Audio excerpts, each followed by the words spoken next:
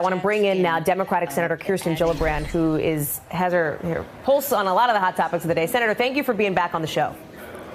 My pleasure. Your colleague Elizabeth Warren is calling on Bill Barr to resign or to face impeachment. It is very unlikely Barr is going to step down. Would you support his impeachment?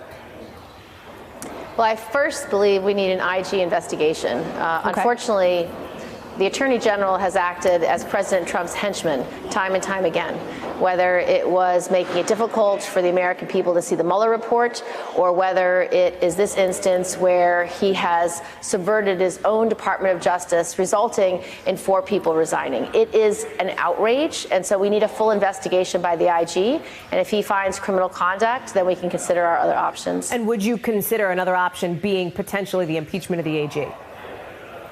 It's something we will, of course, look at if the Inspector General finds criminal activity. And what about the impeachment potentially, again, of President Trump over this? That's something that, for example, some House Democrats have floated.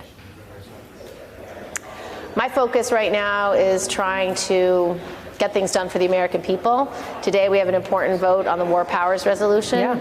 We are trying to provide our oversight and accountability. But if President Trump continues to conduct himself and conducts himself by breaking laws and undermining the entire constitutional framework of our government, Congress will continue to do its job of oversight. You mentioned the War Powers Resolution. It is looking like the Senate will pass that on a bipartisan basis today. It's probably not going to survive a presidential veto, if you will. Do you see this as a symbolic vote aimed at sending a message to the White House? I think it's more than a symbolic vote. It is Congress and particularly the Senate working on a bipartisan basis to reclaim our authority. The Constitution gives the ability to declare war to Congress. I have a very wide-ranging bill to change entirely how we deal with these forever wars, not just this one issue with Iran. Today we're voting specifically about Iran, but I would like to have a debate in the U.S. Senate about reclaiming that power in a much more proactive way and to really set timeframes and limits. Right now, we are in a forever war. Afghanistan, 18 years based on a resolution that was passed in 2001 for what happened on 9/11. And we are still at war. We have been in 20 countries against terrorist groups that didn't even exist when we passed that resolution. So we are very much in a forever war, and I think Congress needs to reclaim it. They should set a 2-year time frame, as well as being able to limit a president if they go beyond the 2 years without congressional authorization. Among the proposals that you support and back, there is one that you are rolling out today, a big one on digital privacy. And I want to ask you about that. This would establish a federal agency, basically, to protect privacy on the internet. It would take complaints. It would conduct investigations, initiate civil actions, right, if it finds companies violated privacy laws, and give some relief to people who have been harmed by privacy violations. The question is this, though. Do you have bipartisan support? And what can you tell us about your conversations across the aisle on this? So I believe this will be a bipartisan issue. I've been working with Josh Hawley about this specifically. He wants to do the same thing. He's going to create his agency under the DOJ. But this is an idea that will have bipartisan support. I think you need a unique agency with a Senate-confirmed head who will have a 5-year term. And just put it into perspective of our daily lives. I have an 11-year-old and a 16-year-old. Their data is valuable. The data of every person in America who is online is valuable. I don't want people taking their information, their contacts, their search histories, and using it to sell them things, or worse, to sell it to a foreign government and undermine our national security.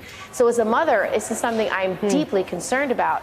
And just if you look at our U.S. history, you know, when big oil came on the forefront in the beginning of the 20th century, we began to figure out how to create oversight. We created the EPA in the 1970s. That was the first step to say we cannot, without regard, pollute air and water because it's a national treasure.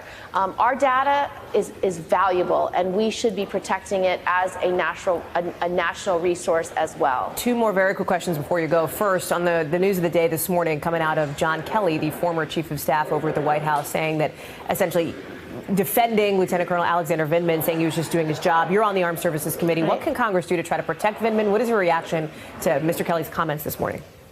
General Kelly. Well, this kind of retaliation from President Trump continues to undermine our democracy and our Constitution. And we will work with the Armed Services to see if there's any way to protect his career, protect his status. And that's something I think that will be looked into on a bipartisan basis. And then Governor Cuomo, your state's governor, is meeting with President Trump today after indicating he might make some concessions on this fight over global entry. Do you believe, what's your message to the governor? Should he concede and give federal immigration authorities any access to the DMV database? Where are you on this? So I've spoken to the person who's in charge of this decision, and I asked specifically, why are you doing this? And he said, because we need to do background checks through the DMV for both misdemeanor and felony convictions. And I pushed back and I said, that's absurd. A misdemeanor conviction is not going to deny someone a global entry, but a felony conviction would, and you can get that from their criminal record. So this is a red herring. It is an abuse of power. It is outrageous. This is political payback in its worst form. And it's going to hurt our economy. It's going to hurt our ability to have companies grow. I think not only should our governor sue President Trump over this very issue, we should have a class action lawsuit of the class of companies across New York, CEOs across New York, whose businesses will be harmed by this decision. This is political retaliation in its worst form, and I hope both the governor and a class action lawsuit is filed against the administration for abuse of power. Thank you for checking out our YouTube channel. Why don't you subscribe? It's really easy. Just click on that button down there. And for more news from MSNBC, click on any of these videos here for the latest interviews and highlights. You can get more videos from MSNBC with our newsletters. Head over to msnbc.com/newsletters to sign up.